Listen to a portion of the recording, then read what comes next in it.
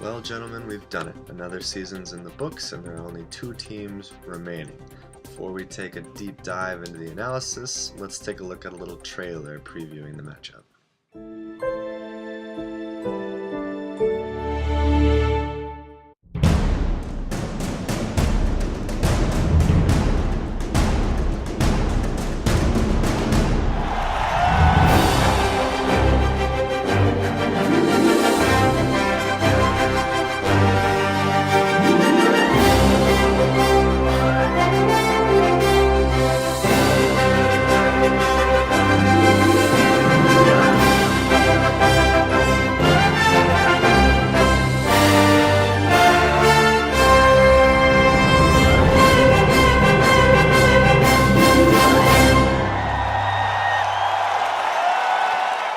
Well, there you have it, the year of the Redhead. Each of these Redheads got to this point slightly different ways, but it doesn't really matter how they got here because they're both here in the BFL Championship.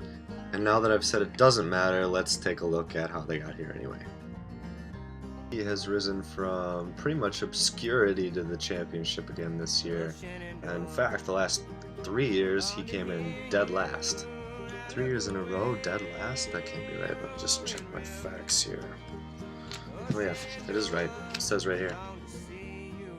But regardless of how he did the past 3 years, he's in the championship again this year, has a shot at his 2nd title, and he really did it all from his draft. He arguably had the best draft in the whole league this year. So let's take a look at Brecky's stats. He's at 2nd in the league with points scored, 2nd only to Travis, but we're not even going to go there today. He's right in the middle of the pack with points against at 6th. His MVP is Matt Forte. And he comes into this championship game as the #1 overall seed and tied for the best record in the league. So it really showed he starts solid, played solid, and he's looking to finish solid. Now we take a look at the other player in this game, Mike, who's looking to repeat with his 2nd championship in 2 years. Now, so far in BFL history, the only thing that could be potentially defined as a dynasty is George's 2 wins in a row a few years ago. So let's just say that a dynasty in our league is 2 wins in a row. And by 2 wins in a row, I mean 2 championship wins in a row, not 2 games in a row, Travis. I know you got excited there for a second. So George, I know you've been sitting pretty up on your high horse there, being the only dynasty in BFL history, but watch out, because there might be a new sheriff in town, and his name might be Mike Kozlowski. Taking a look at some of Mike's numbers, he comes into this game 3rd overall in points scored. He's actually 10th overall in points against, so whatever reason, people seem to have really good games against Mike, but he was 2nd overall, tied for 2nd, I should say, with record for the league, and comes into this game 2nd seed. So he's doing something right. His MVP is Demarius Thomas with 260.9 points, but it should be noted that his other 2 receivers, AJ Green and Alshon Jeffrey, are all within 8 points of that, so he really has 3 MVPs on his team. So that's what I have to say about these 2 teams, but what do they have to say about each other? Well, so far the league page has been pretty free of smack talk. So like any good reporter, I created a story where there wasn't one. When asked about his upcoming matchup with Brecky, Mike had this to say: "I respect his team, but I'm not scared. I have complete confidence in my abilities to set the perfect lineup. His team is old and beat up. I'm surprised he even made it this far.